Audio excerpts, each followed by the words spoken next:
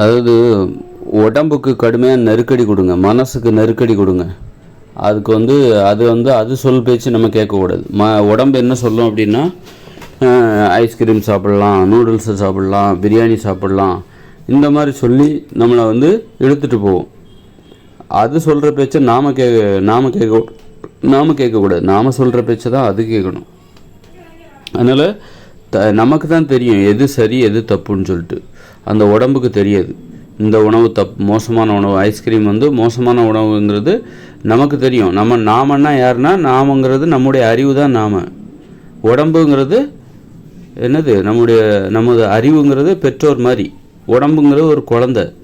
அந்த குழந்தைக்கு தெரியாது. அந்த குழந்தைக்கு ஐஸ்கிரீம் தப்புன்னு தெரியாது. ஆனால் அந்த குழந்தையின் பெற்றோர் இருக்கார்ல, நமக்கு தெரியும். நமக்குன்னா நம்ம அறிவுக்கு தெரியும். அறிவுங்கிறது நம்முடைய பெற்றோர். அந்த அறிவுக்கு தெரியும் ஐஸ்கிரீம் மோசமானது, பிரியாணி மோசமானது. அதனால் உடம்புங்கிற அந்த குழந்தை என்ன பண்ணுன்னா, எனக்கு ஐஸ்கிரீம் சாப்பிடணும் போல் ஆசை இருக்குது, பிரியாணி சாப்பிடுங்க, நமக்கு உடனே பரிதாபப்பட்டு என்ன பண்ணுவோம், சரி இன்றைக்கி ஒரு நாள் மட்டும் வாங்கி கொடுத்துடலாம். இந்த உடம்புங்கிற குழந்தைக்கு இன்றைக்கி ஒரு நாள் மட்டும் ஐஸ்கிரீம் வாங்கி கொடுத்துடலாம், இன்னும் நாளையிலேருந்து நம்ம கண்ட்ரோல் பண்ணிக்கலாம் அப்படின்னு சொல்லிட்டு பார்த்தாக்கா, அப்போ நாளைக்கும் அதே மாதிரி தான் நாளைக்கும் உடம்பு கேட்கும். உடம்புக்கிட்ட நம்ம சொல்லுவோம், இன்றைக்கி மட்டும் தான் நான் ஐஸ்கிரீம் வாங்கி தருவேன், நாளையிலேருந்து நான் வாங்கி தர மாட்டேன். சரி சரி அப்படிங்கும். மறுநாள் பார்த்தா மறுநாளும் கேட்கும், ஐஸ்கிரீம் கேட்கும், டீ கேட்கும், இட்லி, பூரி, பொங்கல், தோசை, அந்த தானியங்களால் சமைக்கப்பட்ட அந்த நோய்கள் வருவதற்கு காரணமான அந்த உணவுகளை உடம்பு கேட்கும். நம்ம அறிவு நம்ம என்ன பண்ணோம், உடம்பை பார்த்து பரிதாபப்பட்டோன்னு வச்சுக்கோங்க, அப்புறம் உடம்பை கட்டுப்படுத்தவே முடியாது.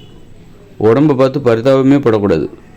உணவு விஷயத்துலேயும் சரி, இதெல்லாம் மோசமான உணவுகள் என்றால் அதை தயவுதாட்சணையில் பாராமல், உடம்பு மேலே பரிதாபமே இல்லாமல் அதை நீ சாப்பிடக்கூடாது.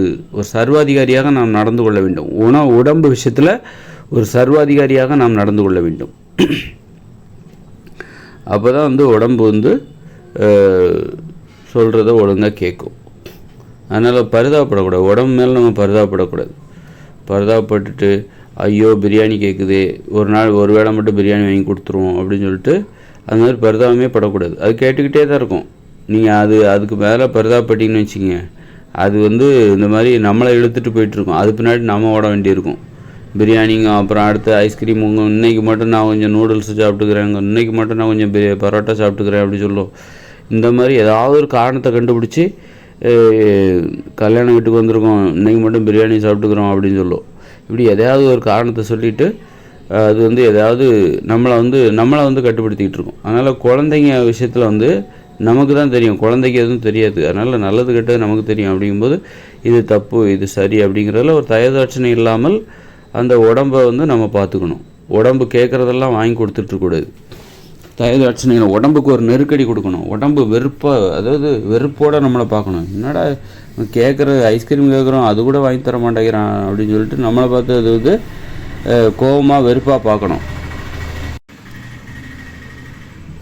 நாம் சொல்கிறது தான் இந்த உடம்பு கேட்கணும். நாம் சொல்கிறது தான் இந்த உடம்பு கேட்கணும். அந்த உடம்பு சொல்கிறது நாம் கேட்கக்கூடாது. அப்போ தான் இப்போ உணவு விஷயத்தில் நாம் என்ன சொல்கிறோமோ அதை உடம்பு கேட்கணும். அப்போ தான் மற்ற எல்லா வேலைகள்லையும் நாம் சொல்கிறத இந்த உடம்பு கேட்கும். உணவு விஷயத்தில் நம்ம அந்த உடம்பு சொல்கிறத கேட்டோம்னு வச்சுக்கோங்களேன், உணவு சாப்பிட்ற அந்த உணவு விஷயத்தில் உடம்பு என்ன சொல்லுது, எனக்கு பிரியாணி வேணுங்குது, உடனே பிரியாணி வாங்கி கொடுத்துருவீங்க.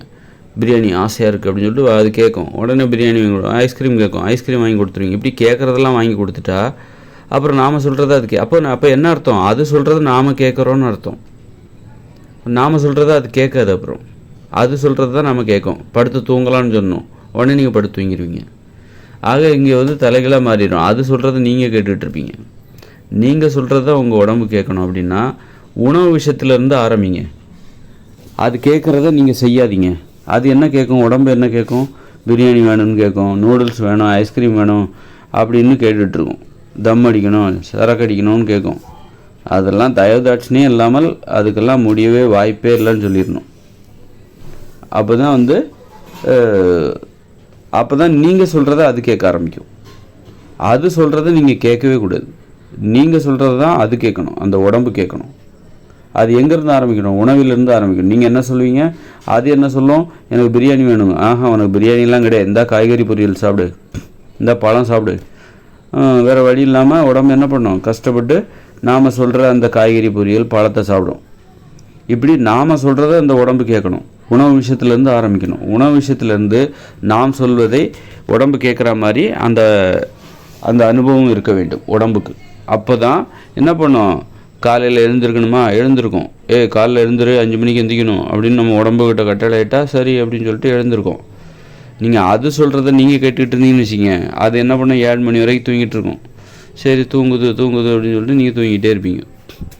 நீங்களும் சேர்த்து தூங்கிட்டே இருப்பீங்க. அதனால் நாம் சொல்கிறத நம்ம உடம்பு கேட்கணுன்னா அதை உணவு விஷயத்துலேருந்து ஆரம்பிங்க.